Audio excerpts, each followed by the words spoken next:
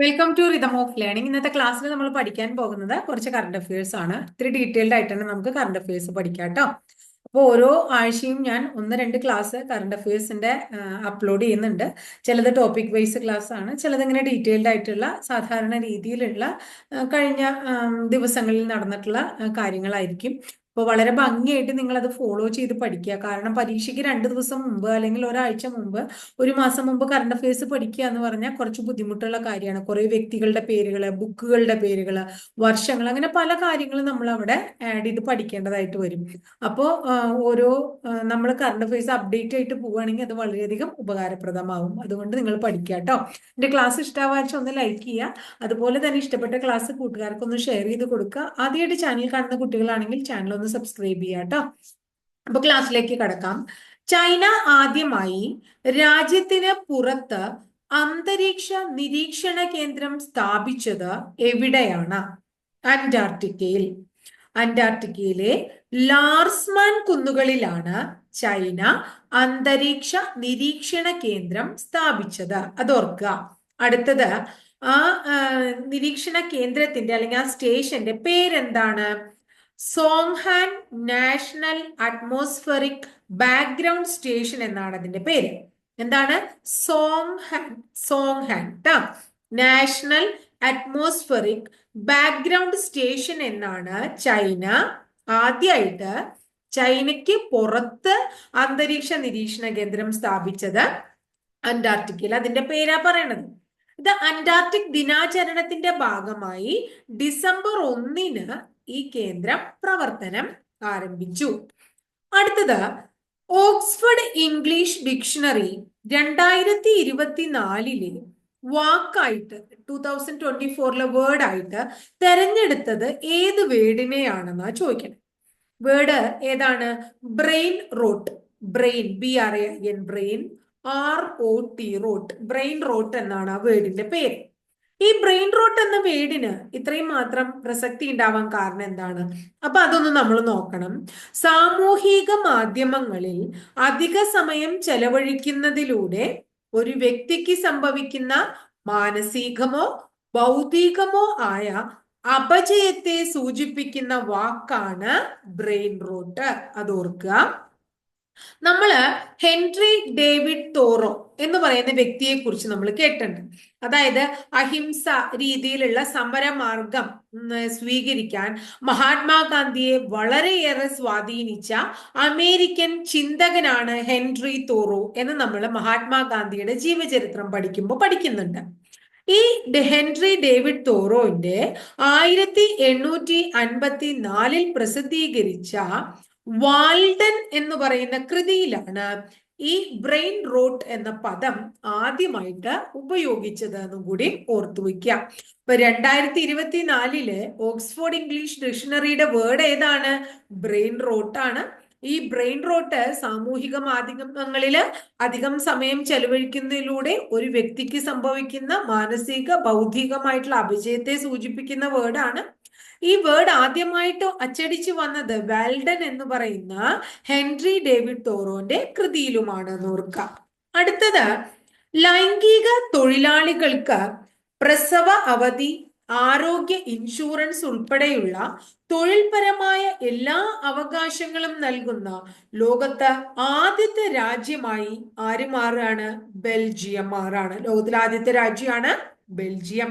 ഇപ്പൊ 2022 തന്നെ ബെൽജിയത്തില് ലൈംഗിക തൊഴില് കുറ്റമല്ല എന്ന് വിധിച്ചിരുന്നു. അടുത്തത്, ഏഷ്യൻ ഡെവലപ്മെന്റ് ബാങ്ക് അഥവാ ADB നമുക്ക് എല്ലാവർക്കും അറിയാം. ADBക്ക് ഒരു പുതിയ പ്രസിഡന്റ് വരികയാണ്. അദ്ദേഹം 2025 ഫെബ്രുവരി 24 ചുമതലയേൽക്കുക. അപ്പൊ ADBയുടെ 11ാമത്തെ പ്രസിഡന്റ് ആര് എന്ന് ചോദിച്ചാൽ മസാറ്റോ കാൻഡ. ആരാണ്? മസാറ്റോ കാൻഡ. മസാറ്റോ കാൻഡയാണ് ഏഷ്യൻ ഡെവലപ്മെന്റ് ബാങ്കിന്റെ ആരാണ്? പ്രസിഡന്റ് അല്ലെ. ആസ്ഥാനം എവിടെയാണ്? ഫിലിപ്പൈൻസിലെ മനിലയാണ് ADBയുടെ ആസ്ഥാനം. നിങ്ങൾക്ക് അറിയാവുന്നതാണ്. അടുത്തത്, അടുത്തിടെ അവിശ്വാസ പ്രമേയത്തിലൂടെ പുറത്തായ ഫ്രഞ്ച് പ്രധാനമന്ത്രിയുടെ പേര് എന്താണ്? മിഷേൽ ബാർണിയർ അടുത്തിടെ അവിശ്വാസ പ്രമേയത്തിലൂടെ പുറത്തായ ഫ്രഞ്ച് പ്രധാനമന്ത്രിയുടെ പേര് മിഷേൽ ബാർണിയർ എന്നാണ്.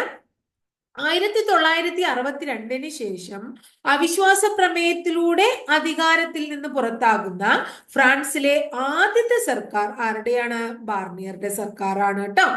ഇനി അപ്പോ ഇദ്ദേഹം പുറത്തായി. അപ്പൊ ആരാണ് പുതിയ പ്രധാനമന്ത്രി എന്ന് നമുക്ക് അറിയണ്ടേ? ഫ്രഞ്ചിന്റെ പുതിയ പ്രധാനമന്ത്രി, അതൊരു കറണ്ട് അഫയേഴ്സ് അല്ലേ ചോദിക്കുമല്ലോ. ഫ്രാങ്കോയിസ് ബെയ്റു. ആരാണ്? ഫ്രാങ്കോയിസ് ബെയ്റു എന്ന് പറയുന്ന വ്യക്തിയാണ് ഫ്രാൻസിന്റെ പുതിയ പ്രധാനമന്ത്രി. അടുത്ത ചോദ്യം ശ്രദ്ധിക്കൂ. 2024 ഇന്ദിരാഗാന്ധി സമാധാന പുരസ്കാരം നേടിയത് ആരാണ്? 2024 ഇന്ദിരാഗാന്ധി സമാധാന പുരസ്കാരം നേടിയത് മനുഷ്യാവകാശ പ്രവർത്തകയും ചിലിയുടെ മുൻ പ്രസിഡന്റുമായ മിഷേൽ ബാച്ച്ലെറ്റ് ആണ്. ആരാണ്? മിഷേൽ ബാച്ച്ലെറ്റ്. ഇവരുടെ പ്രത്യേകത എന്താ? ഇവരൊരു മനുഷ്യാവകാശ പ്രവർത്തകയാണ്, ചിലിയുടെ മുൻ പ്രസിഡന്റ് ആണ്. 25 ലക്ഷം രൂപയാണ് സമ്മാനത്തുക. അടുത്തത് പാരീസിലെ ഒരു പള്ളി, ലോക പ്രശസ്തമായിട്ടുള്ള ഒരു പള്ളി 2019 ഏപ്രിൽ 15-നുണ്ടായ തീപിടുത്തത്തിൽ കുറേയധികം കേടുപാടുകൾ സംഭവിച്ച് പൂട്ടുകയാണ്. എന്നിട്ട് അതിന്റെ നവീകരണത്തിന് ശേഷം വീണ്ടും ആ പള്ളി തുറക്കുകയാണ്. അങ്ങനെ ലോക പ്രശസ്തമായ പാരീസിലെ ഏത് ആരാധനാലയമാണ് നവീകരണത്തിന് ശേഷം അടുത്തിടെ വീണ്ടും തുറന്നത് എന്ന് ചോദിച്ചു കഴിഞ്ഞാൽ നമ്മൾ പറയണം നോത്രദാം ചർച്ചാണ്. എന്താണ് പള്ളിയുടെ പേര്? നോത്രദാം ചർച്ചാണ്. ഇപ്പൊ വീണ്ടും പാരീസിലെ പ്രശസ്തമായിട്ടുള്ള പള്ളി വീണ്ടും തുറന്നത് നോത്രദാം ചർച്ചാണ് കേട്ടോ. ഇനി വത്തിക്കാനിലെ സെന്റ് പീറ്റേഴ്സ് ബസിലിക്കയിൽ വെച്ച് കത്തോലിക്ക സഭയുടെ കർദിനാളായി സ്ഥാനമേറ്റ മലയാളി വൈദികൻ ആരാണ്? അല്ലെങ്കിൽ ഇപ്പൊ നമുക്ക് കത്തോലിക്ക സഭയുടെ വൈദികനായി സ്ഥാനമേറ്റ ആളെ അല്ലെങ്കിൽ കർദിനാളായി സ്ഥാനമേറ്റ ആൾക്ക് അത്ര പ്രാധാന്യം കൊടുക്കേണ്ട കാര്യമില്ല. അങ്ങനെ നമ്മളോട് ചോദിക്കാൻ സാധ്യത കുറവാണ്. പക്ഷേ ഇത് മലയാളിയാണ് എന്നുള്ളത് കൊണ്ട് പ്രധാനമാണ്. ഇദ്ദേഹം 6ാമത്തെ മലയാളിയാണ്. അപ്പൊ ഇതിനു മുമ്പ് 5 പേര് ആ പൊസിഷനിൽ ഇരുന്നുണ്ട്. ആദ്യം ഇരുന്നത് മാർ ജോസഫ് പാറേക്കാട്ടിൽ. ആരാണ്? മാർ ജോസഫ് പാറേക്കാട്ടിലാണ് വത്തിക്കാനിലെ സെന്റ് പീറ്റേഴ്സ് ബസിലിക്കയിൽ വെച്ച് കത്തോലിക്ക സഭയുടെ കർദിനാളായി സ്ഥാനമേറ്റ ആദ്യ മലയാളി വൈദികൻ എന്ന് പറയാം നമുക്ക്. അപ്പൊ കത്തോലിക്ക സഭയുടെ കർദിനാളായ ആദ്യത്തെ മലയാളി വൈദികൻ മാർ ജോസഫ് പാറേക്കാട്ടിൽ. ഇപ്പോൾ നിലവിൽ വത്തിക്കാനിൽ വെച്ച് വീണ്ടും കർദിനാളായി സ്ഥാനമേറ്റ 6ാമത്തെ വൈദികന്റെ പേര് മാർ ജോർജ് ജേക്കബ് കൂവക്കാട്. വളരെ ചെറുപ്പാണ്, 51 വയസ്സേ ആയിട്ടുള്ളൂ. മാർ ജോർജ് ജേക്കബ് കൂവക്കാട്. മാർ ജോർജ് ജേക്കബ് കൂവക്കാട് വൈദികനായിരിക്കെ നേരിട്ട് കർദിനാൾ പദവിയിൽ ഉയർത്തപ്പെട്ട ഇന്ത്യയിലെ ആദ്യത്തെ വ്യക്തി. അപ്പൊ എന്തൊക്കെ പ്രാധാന്യമുണ്ട് അല്ലെ?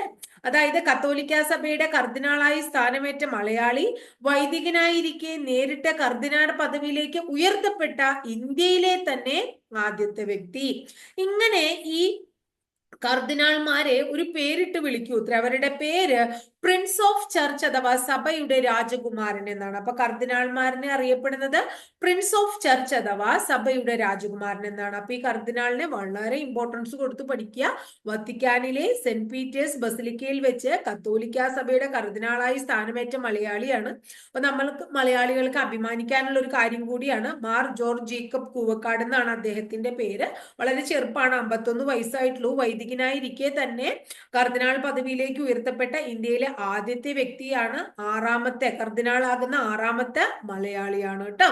ഇനി അപ്പോ കർദിനാളിനെ അറിയപ്പെടുന്ന പ്രിൻസ് ഓഫ് ചർച്ച് അല്ലെങ്കിൽ സഭയുടെ രാജകുമാരൻ എന്നാണ്. ഇത്രയും കാര്യം ഓർക്കണം കേട്ടോ. ഇനി അടുത്തത് 2024 ക്രോസ് വേർഡ് ഫിക്ഷൻ പുരസ്കാരം നേടിയ മലയാളി. ഇതും പ്രധാനമാണ്, മലയാളിക്കാണെന്നുള്ളത് കൊണ്ട്. 2024 ക്രോസ് വേർഡ് ഫിക്ഷൻ പുരസ്കാരം നേടിയ മലയാളി അവർ മലപ്പുറം ജില്ലയിലാണ്. മലപ്പുറം ജില്ലയാണ് സ്ഥലം. ആരാണ്? സഹറു നുസൈബ കണ്ണനാരി. പേരെന്താണ്? സഹറു. ആരാ? സഹറു നുസൈബ കണ്ണനാരി എന്നാണ് അവരുടെ പേര്. അവരുടെ നോവല്, ഒരു ഇംഗ്ലീഷ് നോവലിനാണ് ഈ പുരസ്കാരം നേടിയത്. നോവലിന്റെ പേര് ക്രോണിക്കിൾ. എന്താണ്? Chronicle of an hour and a half. എന്താണ്? Chronicle of an hour and a half എന്നതാണ് അവരുടെ ഇംഗ്ലീഷ് നോവൽ. ആ ഇംഗ്ലീഷ് നോവലിന് സഹറു നുസൈബ കണ്ണനാരിക്ക്, മലപ്പുറം ജില്ലയിലുള്ള സഹറു നുസൈബ കണ്ണനാരിക്ക് 2024 ക്രോസ് വേൾഡ് ഫിക്ഷൻ പുരസ്കാരം ലഭിക്കുന്നു. ഇനി അടുത്ത ചോദ്യം, നമ്മുടെ ഈ അടുത്ത കാലത്ത് UN പൊതുസഭ ഒരു ദിനം, പുതിയൊരു ദിനം പ്രഖ്യാപിക്കുകയാണ്. ആ ദിനം വേൾഡ് മെഡിറ്റേഷൻ ഡേ ആണ്. എന്താണ് വേൾഡ് മെഡിറ്റേഷൻ ഡേ? അടുത്തിടെ UN പൊതുസഭ വേൾഡ് മെഡിറ്റേഷൻ ഡേ ആയിട്ട് പ്രഖ്യാപിച്ചത് ഏത് ദിവസത്തെയാണ്? ഡിസംബർ 21. നമ്മളോട് സ്ഥിരമായിട്ട് എന്താ പറയുന്നത്, യോഗ ഡേ ഒക്കെ ചോദിക്കാറുണ്ട് എന്നുള്ളത് കൊണ്ട് തന്നെ ഇത് വളരെ ഇമ്പോർട്ടൻസ് കൊടുത്ത് പഠിക്കുക. World meditation day December 21. World meditation day December 21. ഇനി അരനൂറ്റാണ്ടിന് ശേഷം മനുഷ്യനെ വീണ്ടും ചന്ദ്രനിൽ എത്തിക്കാനുള്ള നാസയുടെ ദൗത്യത്തിന്റെ പേര് എന്താണ്? ആർടെമിസ് 2 എന്നാണ് ആ ദൗത്യത്തിന്റെ പേര്. അപ്പോ അരനൂറ്റാണ്ടിന് ശേഷം, അതായത് 50 വർഷത്തിന് ശേഷം മനുഷ്യനെ വീണ്ടും ചന്ദ്രനിൽ എത്തിക്കണം എന്ന ഉദ്ദേശത്തോടു കൂടി നാസ ഒരു പുതിയ ദൗത്യം കൊണ്ടുവന്നേക്കാണ്. ദൗത്യത്തിന്റെ പേര് ആർടെമിസ് 2 എന്നാണ്. അപ്പോ വേറൊരു ചോദ്യം ഇതുമായിട്ട് റിലേറ്റഡ് ആയിട്ട് തന്നെ നിങ്ങൾ പഠിച്ചു വെക്കണം. ചന്ദ്രനിലേക്കുള്ള ആളില്ലാ ദൗത്യം വിജയകരമായി നാസ വിക്ഷേപിച്ചത് എന്നാണ്? അത് 2022 നവംബറിലാണ്. ദൗത്യത്തിന്റെ പേര് ആർടെമിസ് 1 എന്നാണ്. അപ്പൊ ആർടെമിസ് 1 ഓൾറെഡി 2022 നാസ വിജയകരമായി വിക്ഷേപിച്ച ദൗത്യമാണ്. അത് ചന്ദ്രനിലേക്കുള്ള ആളില്ലാ ദൗത്യമാണ്. 2022 നവംബറിൽ നാസ വിക്ഷേപിച്ച ആർടെമിസ് 1 എന്താണ്? ചന്ദ്രനിലേക്കുള്ള ആളില്ലാ ദൗത്യത്തിന്റെ പേരാണ്. എന്നാൽ എന്താണ്, മനുഷ്യനെ വീണ്ടും ചന്ദ്രനിൽ എത്തിക്കാനുള്ള നാസയുടെ പുതിയ ദൗത്യമാണ് ആർടെമിസ് 2. അത് 2026 ഏപ്രിലാണ് നടത്താനായിട്ട് ഉദ്ദേശിച്ചിരുന്നത്. 2025 സെപ്റ്റംബറിൽ നടത്താൻ ഉദ്ദേശിച്ചിരുന്നു. ചില സാങ്കേതിക കാരണങ്ങളാൽ അത് 2026 ഏപ്രിലേക്ക് മാറ്റാണ് ഉണ്ടായത്. ക്ലിയർ ആയല്ലോ? ഇനി അടുത്തത് ശ്രദ്ധിക്കൂ. നമ്മുടെ ഡിസംബർ 6 അല്ലെ, ഡിസംബർ 6 ഇപ്പൊ കഴിഞ്ഞ മാസം ഡിസംബർ അല്ലേ ആയിരുന്നു. അപ്പൊ അതുകൊണ്ട് ഡിസംബർ 21 ഇപ്പൊ നമ്മളെ വേൾഡ് മെഡിറ്റേഷൻ ഡേ നമ്മൾ പഠിച്ചു. അതുപോലെ തന്നെ ഡിസംബർ 6 ഏത് ഡേ ആയിട്ടാണ്? നിങ്ങൾക്ക് എല്ലാവർക്കും അറിയുന്നതാണ്. ആ ഡേ നമ്മൾ ആചരിക്കുന്നത് മഹാപരിനിർവാൺ ദിവസ് എന്നാണ്. മഹാപരിനിർവാൺ ദിവസ് ഡിസംബർ 6. എന്താണ് ആ മഹാപരിനിർവാൺ ദിവസിന്റെ പ്രത്യേകത? ഡോക്ടർ BR അംബേദ്കറുടെ ചരമ വാർഷിക ദിനമാണ് ഡിസംബർ 6. ഡോക്ടർ BR അംബേദ്കറുടെ ചരമ വാർഷിക ദിനം. ആരാണ് ഡോക്ടർ BR അംബേദ്കർ? നമ്മുടെ ഇന്ത്യൻ ഭരണഘടനയുടെ ശില്പിയായ ഡോക്ടർ BR അംബേദ്കറുടെ ചരമ വാർഷിക ദിനം ഡിസംബർ 6. എന്താണ് ആ ദിനത്തിന്റെ പ്രത്യേകത? മഹാപരിനിർവാൺ ദിവസ്. എന്താണ്? മഹാപരിനിർവാൺ ദിവസ്. ക്ലിയർ ആയല്ലോ? അടുത്തത് നോക്കൂ.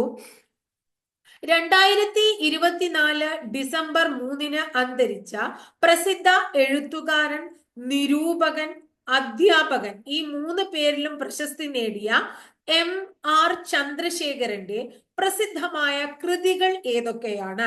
2024 ഡിസംബർ 3 അന്തരിച്ച വർഷമൊന്നും ഓർക്കണ്ട. പക്ഷെ 2024 ഡിസംബർ 3 എന്ന് ഞാൻ എടുത്തു പറയാൻ കാരണം ഈ അടുത്താണ് മരിച്ച കണത്. ഡിസംബർ 2024 കറണ്ട് അഫയേഴ്സ് ഒക്കെ നമുക്ക് ആവശ്യമുണ്ട്.